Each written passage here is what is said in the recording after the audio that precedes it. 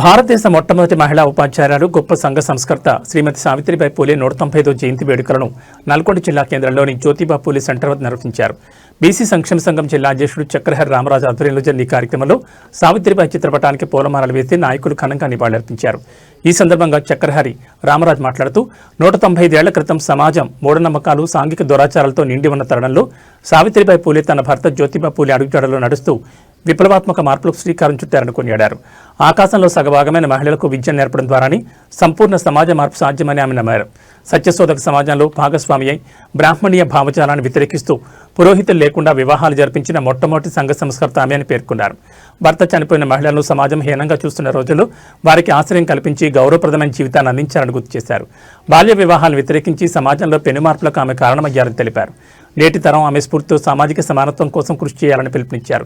ఈ కార్యక్రమంలో నేలపట్ల సత్యనారాయణ, కాసోజు విశ్వనాథం, నల్లా సోమమల్లన్న, సొల్లేటి ప్రభాకర్, కంది సూర్యనారాయణ, కేశబోయిన శంకర్ ముదిరాజ్, నకరేకంటి కాశీగౌడ్ తదితరులు పాల్గొన్నారు.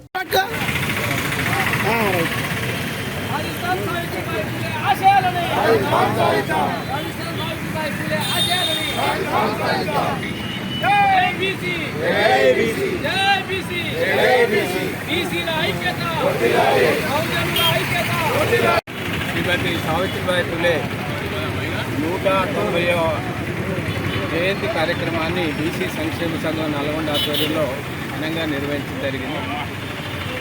ఈమె కవి, రచయిత్రి, సంఘ సంస్కర్త, అంతేకాకుండా భారతదేశపు తొలి మహిళా ఉపాధ్యాయుడు. ఒక 200 సంవత్సరాల క్రితం ఈ భారతదేశంలో నిమ్న వర్గాలకు అంటే బీసీ, ఎస్సీ, ఎస్టీలకు, మహిళలకు విద్య నిషేధించబడినటువంటి రోజుల్లో ఆమె చదువు రాకపోతే భర్త దగ్గర చదువు నేర్చుకొని ట్రైనింగ్ అయ్యి మరి 1848లోనే పూనాలో మరి మహిళల కోసం ఒక పాఠశాలను స్థాపించి మొట్టమొదటితో 5గురితో స్టార్ట్ చేసి ఆమె క్రమక్రమంగా మరి విస్తరించి మహిళల కోసం అనేకమైనటువంటి పాఠశాలను ఏర్పరిచి మహిళలకు విద్య నేర్పినటువంటి తొలి మహిళా ఉపాధ్యాయులు ఆయన భారతదేశం. ఇంతేకాదు ఆమె గొప్ప సంఘ సంస్కర్త. ఆమె అనేకమైనటువంటి యొక్క సమాజ సేవ చేసి అనేక మరి మహిళల కోసం అనేకమైనటువంటి ఆశ్రమాలు నెలకొల్పి తర్వాత ఆనాడు ఉన్నటువంటి సాంఘిక దురాచారాలకు, మూఢనమ్మకాలకు వ్యతిరేకంగా పోరాటం చేస్తున్నారు. ముఖ్యంగా మహిళలు భర్త చనిపోతే పునర్వివాహం చేయడం, అదేవిధంగా సతీదాహ గమనాలు, ఇట్లాంటి అనేకమైనటువంటి దురాచారాలను రూపుమాపినటువంటి యొక్క గొప్ప చరిత్ర కలిగినటువంటి గొప్ప మహిళ. అంతేకాకుండా ఆమె తన భర్త యొక్క అడుగుజాడల్లో మహాత్మా జ్యోతిబా పూలే, సావిత్రిబాయి పూలే ఆయన భార్య. అయితే ఆయన చేసినటువంటి అన్ని కార్యక్రమాలలో కూడా పాల్పంచుకొని జీవితాంతం సమాజ సేవలోనే కలిపి చివరికి ఆమె మరి సమాజ సేవలోనే ఆమె జీవితాన్ని ముగించింది. ఆమె ప్లేగు వ్యాధి సోకి పూనాలో అనేక మంది చచ్చిపోతున్నప్పుడు వాళ్ళకు సేవ చేసి ఆమె కూడా ప్లేగు వ్యాధి సోకి మరణించినటువంటి గొప్ప మహానుభావురాలు. ఆమెను మనందరం మరి స్మరించుకొని ఆమె ఆశయ సాధన కోసం ముందు పోవాల్సిన అవసరం ఉంది. ముఖ్యంగా మహిళలందరూ కూడా ఆమెను స్ఫూర్తిగా తీసుకొని చదువుకొని సమాజంలో అన్ని రంగాల్లో ముందుకు రాణించాలని తెలియజేస్తూ ఆమె జన్మదిన సందర్భంగా అందరికీ నేను శుభాకాంక్షలు తెలియజేస్తున్నాను.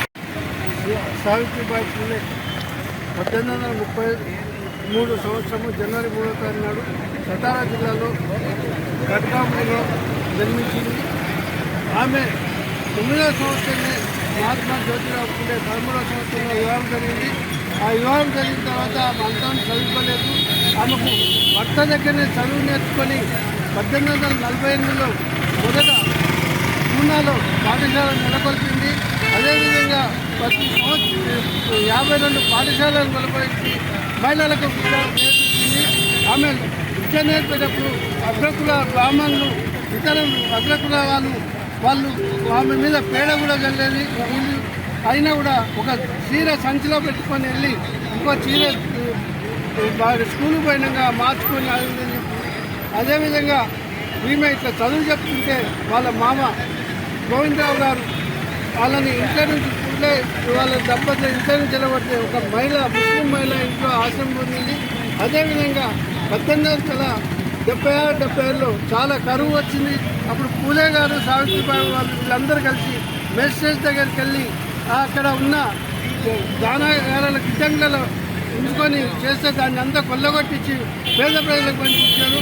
ఆమె కొడుకు ఒక మహిళని వాళ్ళు అగ్రకులాలు అది చేస్తే ఆమె గర్భవతి అయితే చావటానికి సిద్ధమైతే సావిత్రిబాయి పూలే గారు ఇద్దరు కలిసి ఆమెని రక్షించి ఆమెని కూతురుగా పెంచుకుంటారు. ఆమె పుట్టిన పిల్లగాడే యశ్వంత్ వాళ్ళని కొడుకుగా చూసుకొని అతను ప్రముఖ డాక్టర్ అయినా కూడా సావిత్రి పూలే 66 సంవత్సరాలకే కాలం చేసింది.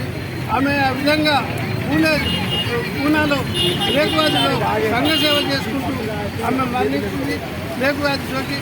అదేవిధంగా ఆమె యొక్క రచయిత గొప్ప కవి. ఆమె రచయితలు 6 పుస్తకాలు రచించారు.